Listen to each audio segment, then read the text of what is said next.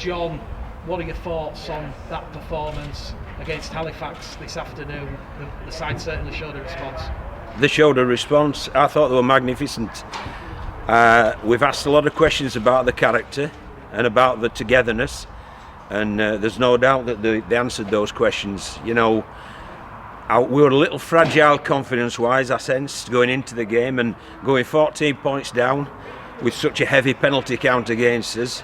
It would have been easy to fold, but they didn't. They showed that they care for each other, they care for the shirt, and they care for the club.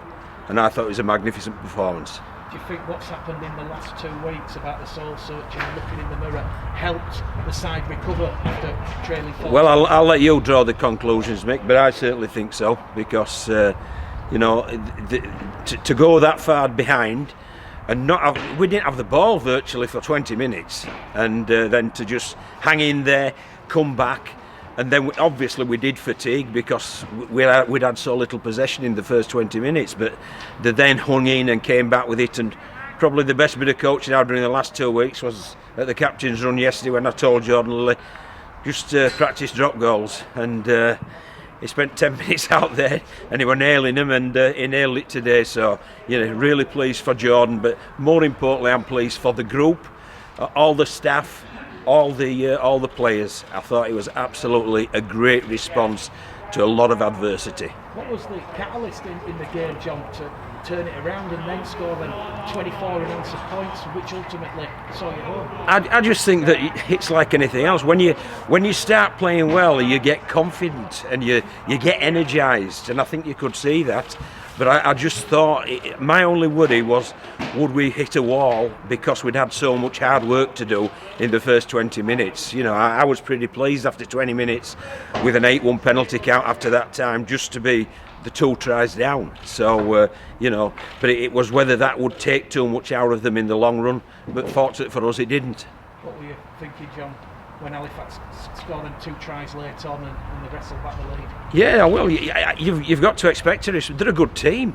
You know, you've got to expect a response from them, and you know, they came up with that response.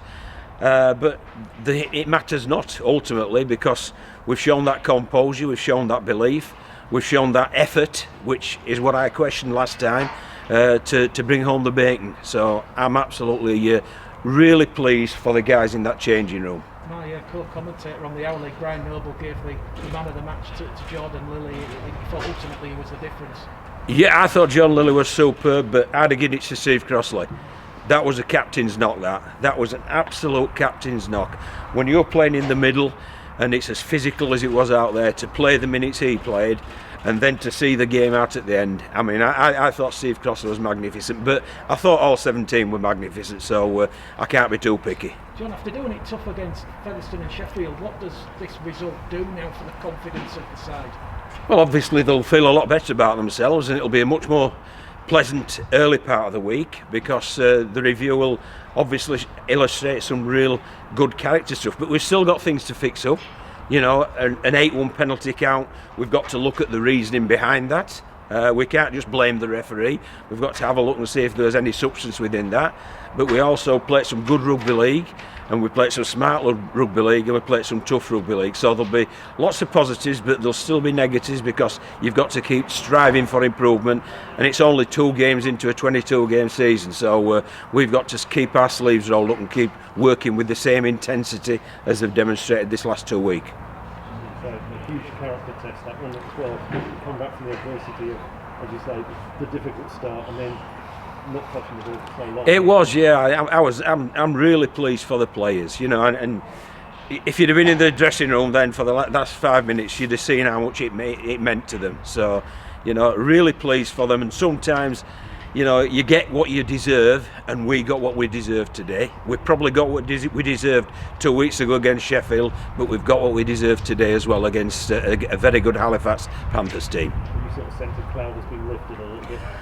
There wasn't a cloud really. I think it was disappointment and frustration ourselves. You know, we were more upset with ourselves, and you know, we've mentioned the man in the mirror a lot this last 2 weeks. Well, I think they can get up tomorrow morning, they can have a shave, and they can look at the man in the mirror and feel pretty pleased with what they're seeing.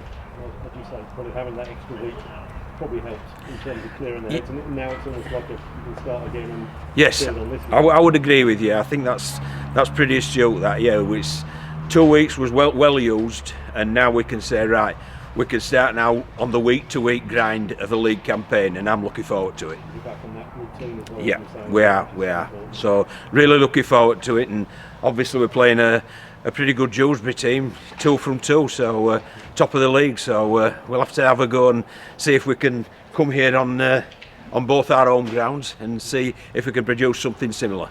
John, any injury concerns from the game? I don't think they're feeling any injuries whatsoever at the minute. So, but I'm sure that tomorrow when we do our roll call for injuries, there'll be 1 or 2 bumps and bruises. But at the minute they're on clout cuckoo land, so they're very, very happy, and let's leave them there for overnight, and then we'll get back to reality tomorrow. And John, at the end there, you come on the field and. I don't know if you kissed Jordan Lilly or patted him on the head, but those scenes very reminiscent, from what we saw a couple of years ago in the Challenge Cup, and it clearly shows that there's the care from the staff, despite what has been a very tough. It has. All socially distanced, though, Mick. I'd like to make that point, please.